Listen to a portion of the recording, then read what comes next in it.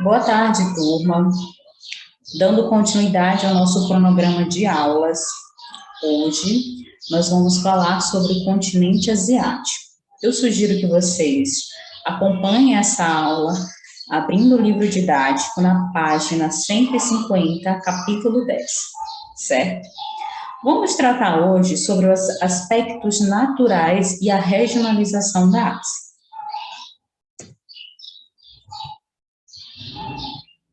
Bom, aspectos naturais e regionalização. A gente dá início, então, falando que a Ásia é um extenso continente e está localizado em sua maior parte no hemisfério norte. Ele estende-se, para se ter uma ideia, da latitude 80 graus norte até a latitude 10 graus sul, no hemisfério sul. Claro que a sua maior parte, ela está principalmente no hemisfério norte. O continente pode ser dividido em 6 regiões. São elas: Ásia Setentrional, Sudoeste Asiático, Ásia Central, Oriente Médio, Ásia Meridional e Extremo Oriente. No mapa ao lado, essas 6 regiões estão representadas em suas respectivas cores, certo? Dando continuidade, em relação aos seus aspectos naturais, temos o relevo. A Ásia, ela é banhada ao norte pelo Oceano Glacial Ártico, como podemos observar no mapa ao lado, a leste pelo Pacífico e ao sul pelo Oceano Índico. As fronteiras ocidentais, elas são constituídas pelos montes Urais, a gente já viu, né, os montes Urais na Rússia. Eles separam as porções europeia e asiática da Rússia, pela cadeia do Cáucaso e pelos mares Cáspio, Negro e Mediterrâneo. No continente asiático, encontram-se aí os 2 extremos de altitude da Terra. Quais são eles? A depressão continental na região do Mar Morto.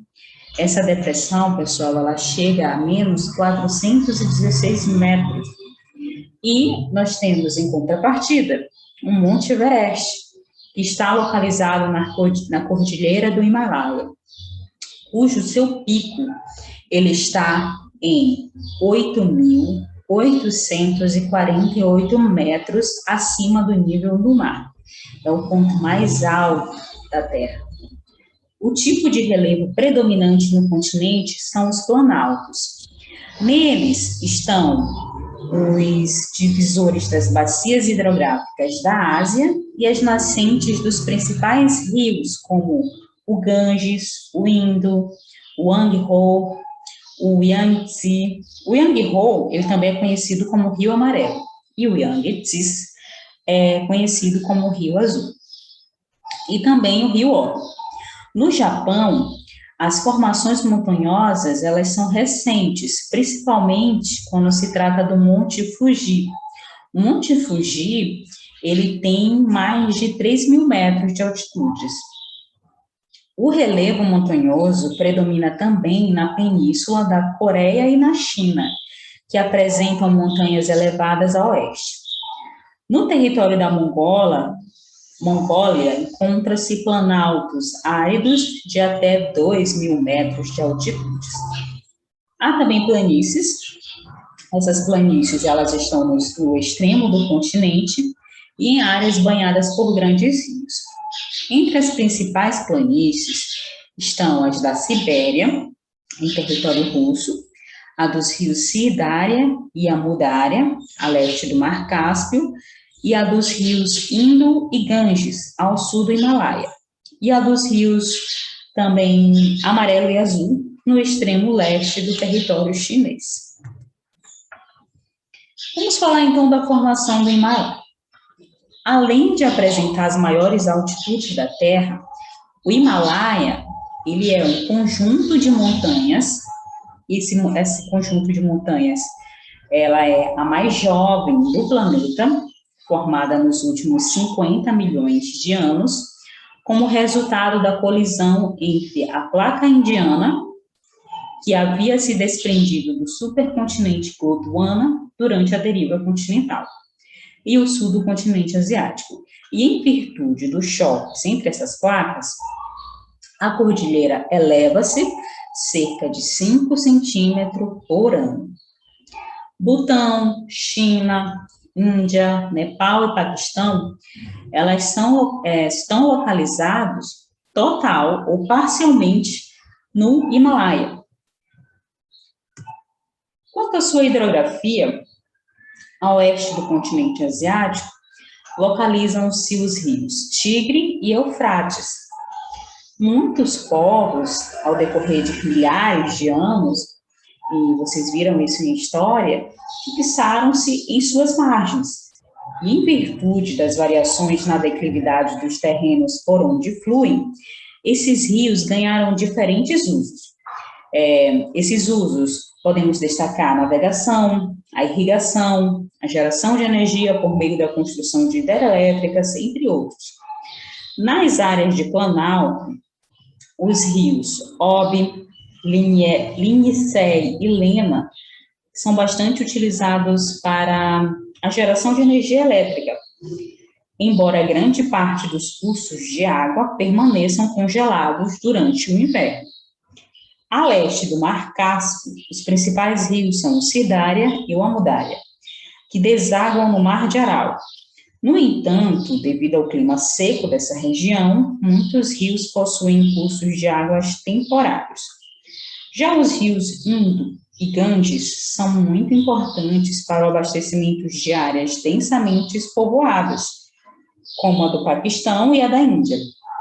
Na China, os rios Azul e Amarelo cortam as planícies, e junto às suas desembocaduras estão situadas as áreas com maior densidade demográfica do planeta. Ao lado, nós temos uma imagem que representa a área com águas do rio Obi, que estão congeladas, elas ficam congeladas durante o período do inverno. Fica localizado em Novosibirsk, na Rússia. Quanto ao clima, a ampla extensão latitudinal do continente asiático proporciona aí variados tipos de clima, que combinado com outros elementos, no que diz respeito ao relevo, à vegetação, à hidrografia, formam diversificados ambientes naturais. O norte do continente, ele vai apresentar climas polar e frio, com invernos bem longos e rigorosos, cujas temperaturas podem atingir 50 graus negativos. As penínsulas da Indochina e Himalaia e o arquipélago da Insulíndia apresentam climas equatorial e tropical, e são marcados pelas altas temperaturas e pelas chuvas abundantes.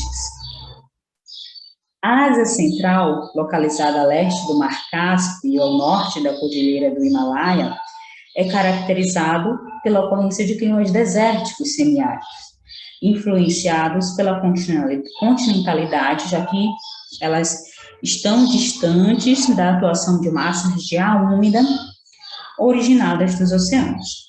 E no Oriente Médio, que compreende aí os países a oeste da Ásia, vão predominar os climas desérticos e semiáridos, motivo pelo qual os desertos dominam as paisagens naquela região.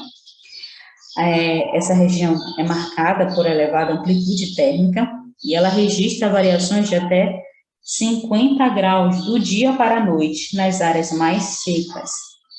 E as áreas mais habitadas são aquelas em que há o afloramento de águas subterrâneas, como ocorre, por exemplo, em Damasco, Síria, e também em Riad, na Arábia Saudita.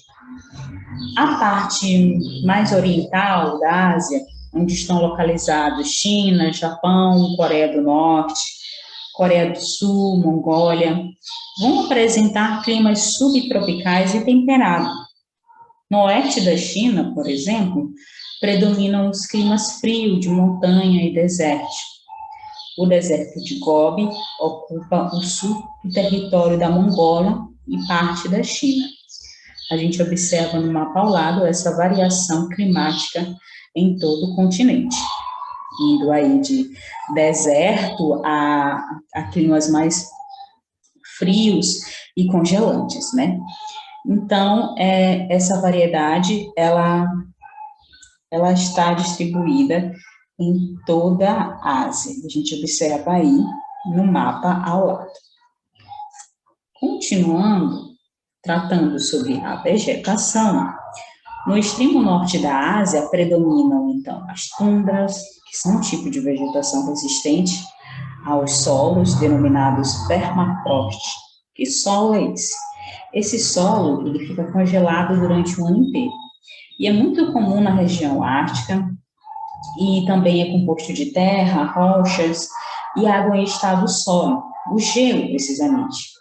E nesse solo se desenvolvem apenas espécies vegetais com raízes pouco profundas, como é o caso da tundra. Nas regiões com ocorrências de climas equatorial e tropical, encontram-se florestas tropicais e equatoriais, com uma alta biodiversidade. No subcontinente indiano também há ocorrência de savanas em áreas semi-úmidas. Já na Ásia Central, a vegetação é constituída principalmente de espécies típicas, como é o caso das estepes e dos desertos, devido ao clima mais seco. Já na parte oriental do continente, existem florestas dos tipos subtropical e temperado. Quanto ao desmatamento nessas áreas, a gente destaca que cerca de 60% da floresta tropical da Ásia já foi devastada. As árvores nativas, elas são derrubadas para dar lugar a campos destinados à agricultura ou à formação de pastos para a pecuária. A madeira ela é usada como fonte de energia ou como matéria-prima para as indústrias de móveis e de papel. Além de comprometer a biodiversidade, o desmatamento deixa os solos descobertos e mais expostos à erosão. Ao mapa nós temos a distribuição dessas vegetações em todo o continente, e que a gente pode fazer a leitura do mapa, por exemplo, que tipo de vegetação predomina atualmente na zona tropical. Na zona tropical, a gente destaca principalmente as florestas equatoriais e tropicais, que são bastante úmidas e com alta biodiversidade. E os tipos de vegetação que tem na Ásia, que a gente pode encontrar no Brasil, são a floresta equatorial, que equivale à floresta amazônica, e a floresta tropical, que equivale à Mata Atlântica no Brasil, e possuem características semelhantes. Quanto ao uso dos solos, o solo, a gente sabe que é um recurso natural de grande importância para a manutenção, é fundamental para o êxito da atividade agrícola. Muitos dos problemas ambientais que ocorrem no continente asiático estão ligados ao uso intensivo do solo e aos impactos ambientais negativos gerados pelas atividades agropecuárias. E como é que faz para combater isso? Para combater a erosão, para combater empobrecimento de solos, é necessário adotar ações. Que ações são essas? O manejo adequado desses solos, a rotação de culturas, a adubação voltada à manutenção dos níveis desejáveis de matéria orgânica, conservando assim esse solo e melhorando a fertilidade, a sua fertilidade e suas características físicas, suas características químicas, microbiológicas. E sem a utilização dessas técnicas, o solo ele se esgota e a produtividade ela é afetada, diminuindo então as colheitas e a possibilidade de reservar alimentos para os períodos que não existam plantio. Como técnica, a gente destaca o cultivo em terraços. O que é o cultivo em terraços? Na imagem ao lado, nós temos o uso de terraços para evitar a erosão e aumentar a área de plantio nas encostas de montanhas, que é uma técnica milenar, muito utilizada no Sudeste Asiático, como a gente observa na foto. Essa foto, ela destaca o cultivo de arroz em Vientiane, no Vietnã. Essa técnica, no sul da Ásia e nas regiões tropicais da Índia e Sudoeste, ela é bastante utilizada.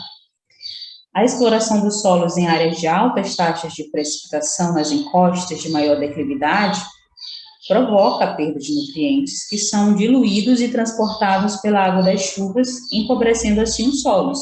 E uma das soluções é justamente o cultivo de terraços, que é uma técnica em que a população dessas áreas faz o cultivo em curvas de nível, que é conhecido como terraceamento, que torna aí a erosão do solo menos intensas, retendo assim os nutrientes nas áreas de plantio. Busca pela sustentabilidade. A busca pela sustentabilidade, ela prevê alguns projetos que tendem a melhorias. Que tipo de melhorias? Nós podemos citar, por exemplo, a construção de edifícios e paisagens que utilizam tecnologias verdes e o uso de fontes renováveis de energias, que deve transformar, por exemplo, Iskandar, na Malásia, na primeira metrópole inteligente. A expectativa do governo malaio é de que, em 2025, aproximadamente 3 milhões de pessoas estejam vivendo nesse tipo de cidade, a metrópole inteligente. A preocupação do governo malaio em relação ao futuro urbano, ela não se restringe apenas à metrópole inteligente.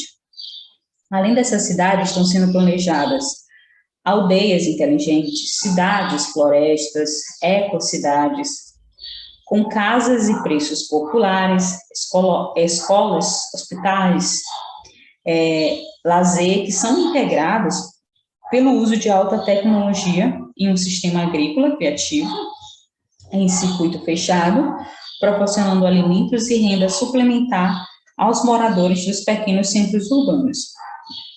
Como exemplo dessas metrópoles inteligentes, temos a imagem ao lado, que é uma maquete, na verdade, de uma cidade-floresta. Na China, também existem projetos de concepção de cidades que são mais verdes, mais sustentáveis, como a cidade-floresta, construída para abrigar 30 mil moradores, 40 mil árvores e cerca de 1 milhão de plantas de espécies variadas. Essa vegetação será distribuída pelas fachadas dos prédios, a fim de melhorar a qualidade do ar, diminuir a temperatura da cidade e servir também de barreira para os ruídos. Paisagens e modos de vida. Nas regiões equatoriais e tropicais, habitam, por exemplo, povos tradicionais que sobrevivem da exploração dos recursos oferecidos pela natureza. Algumas características do quadro natural do Japão, tais como o território composto de muitas ilhas, o litoral bastante recortado e a dinâmica das correntes marítimas, favorecem o desenvolvimento das atividades pesqueiras e o elevado consumo de peixe no país. Na Ásia Central, que é uma região caracterizada pela baixa umidade, pela presença das estepes e da vegetação de deserto, há os povos nômades, que vivem do pastoreio, de ovelhas, camelos, vacas e cavalos.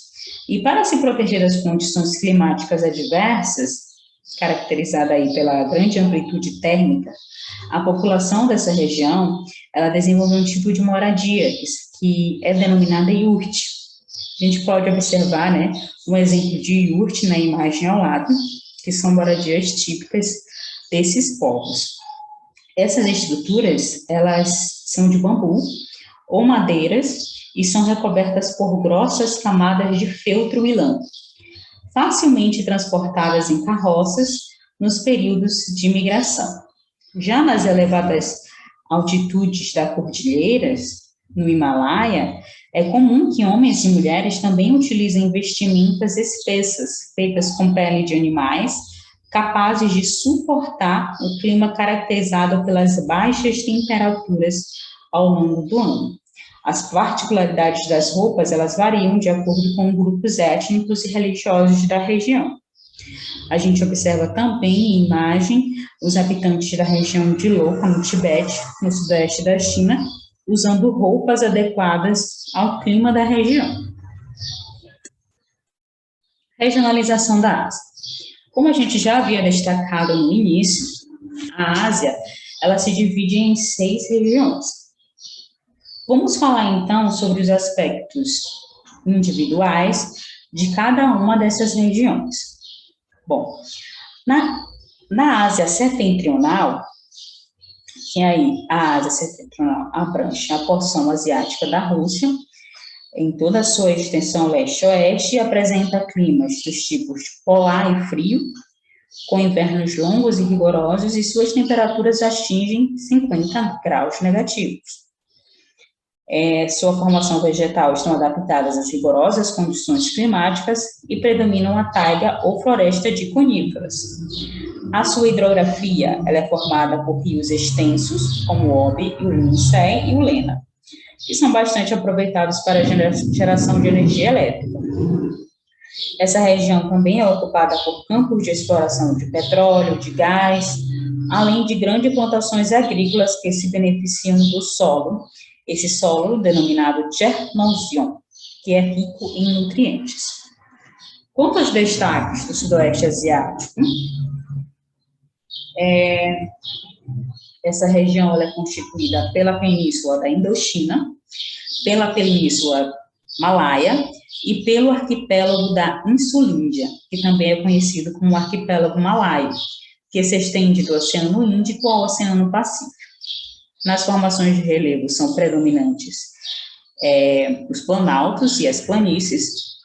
Cabe ressaltar também a presença de formações montanhosas, sobretudo na Indonésia, e o seu clima é o equatorial e tropical, que predominam aí nessa região, favorecendo a ocorrência de formações de florestas exuberantes.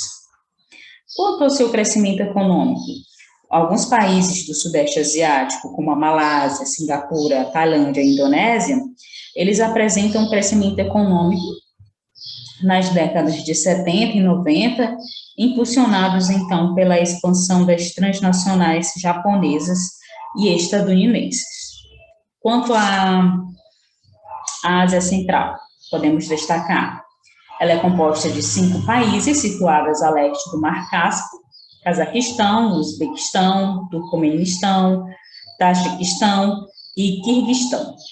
Nesses países predominam as populações eslavas e de origem turca. Quanto aos seus aspectos físicos, com uma área de 4 milhões de quilômetros quadrados, a Ásia Central apresenta planícies e altos planaltos no leste, além de montanhas na divisa com o Oriente Médio. A vegetação ela é constituída por estepes e espécies típicas de áreas desérticas.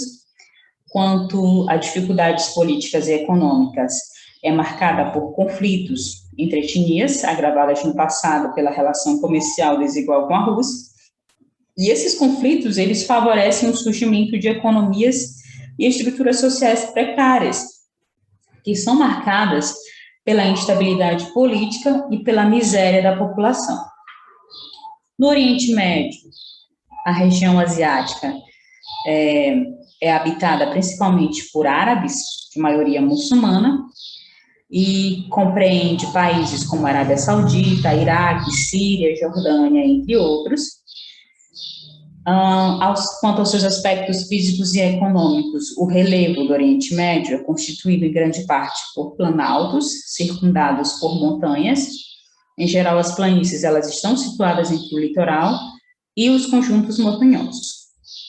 No interior da região encontra-se os rios Tigres e Eufrates, localiza-se a planície da Mesopotâmia, que é uma planície de grande valor histórico e cultural. Em relação à Ásia Meridional, ela caracteriza-se por abrigar povos indianos e indochineses.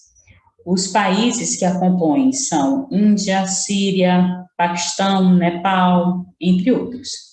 Em seus aspectos físicos, apresentam 3 grandes unidades de relevo: a Cordilheira do Himalaia, o Planalto do Deccan e a Planície Indo-Gangetica. A Cordilheira do Himalaia, a gente já viu, e é uma cadeia de altas montanhas situadas na fronteira da China com a Índia, localizada no Nepal e no Butão. E registram aí mais de 2.000 quilômetros de extensões e picos muito elevados, incluindo, claro, o Everest. Quanto às desigualdades socioeconômicas, considerando aí os aspectos econômicos, a Índia é o país mais importante da Ásia Meridional. A sua população ultrapassa 1 bilhão de habitantes e possui uma renda aí de $6.700. Entretanto, os índices de pobreza da Índia demonstram grande mesmo, desigualdades sociais. O número de analfabetos com 15 anos ou mais chega a 29% da população. Quanto ao Extremo Oriente, é uma região com grande variedade de paisagem, agrupa China, Japão, Coreia do Norte, Coreia do Sul. Em seus aspectos físicos, o relevo do Japão é caracterizado pela presença de montanhas recentes, principalmente o Monte Fuji, com mais de 3.000 metros de altitude. O país arquipélago tem mais de 200 vulcões, alguns dos quais estão ativos e sofre frequentemente abalos sísmicos. Isso acontece em virtude das instabilidades geológicas decorrentes da sua localização, que é o chamado Círculo de Fogo do Pacífico, que é uma região com aproximadamente 40.000 quilômetros de extensão, onde ocorrem cerca de 90% dos abalos sísmicos e do vulcanismo no planeta. Quanto ao seu desenvolvimento econômico, em linhas gerais, o Extremo Oriente apresenta um bom nível de desenvolvimento. O Japão é uma das maiores potências econômicas do planeta e a China foi o país que apresentou o crescimento mais acelerado das 2 primeiras décadas do século XXI. Coreia do Sul e Taiwan também se caracterizam pelo dinamismo de suas economias. A Coreia do Norte, que é uma república socialista, conserva uma rígida economia planificada de estilo soviético, e a Coreia do Norte acaba enfrentando sérias dificuldades, certo? Então, esses foram alguns aspectos gerais dessas regiões da Ásia. E aqui nós temos algumas imagens relacionadas a essas regiões. Por exemplo, no Sudoeste Asiático, destaca-se aqui uma imagem sobre os estragos decorrentes de tsunami no final de 2004. Na Ásia Central, como imagem, temos a plataforma de petróleo no Mar Cáspio, na região de Astrakhan, na Rússia, em 2017. No Oriente Médio, temos o Riad, que tem mais de 6 bilhões de habitantes e a cidade mais populosa da Arábia Saudita. E na Ásia Meridional, a vista aí do Monte Everest, localizado na Cordilheira do Himalaia. E assim, nós temos o Extremo Oriente, em que na imagem temos uma atividade vulcânica na região, onde se encontra um arquipélago japonês. Algumas ilhas podem aumentar de tamanho, e essa região, ela é a Nishiyoshima, no Japão. E nessa área teve um grande crescimento durante as últimas décadas. E assim a gente finaliza a nossa aula. Eu espero que vocês tenham compreendido, e eu vou deixar também uma atividade em PDF no nosso grupo. Até mais!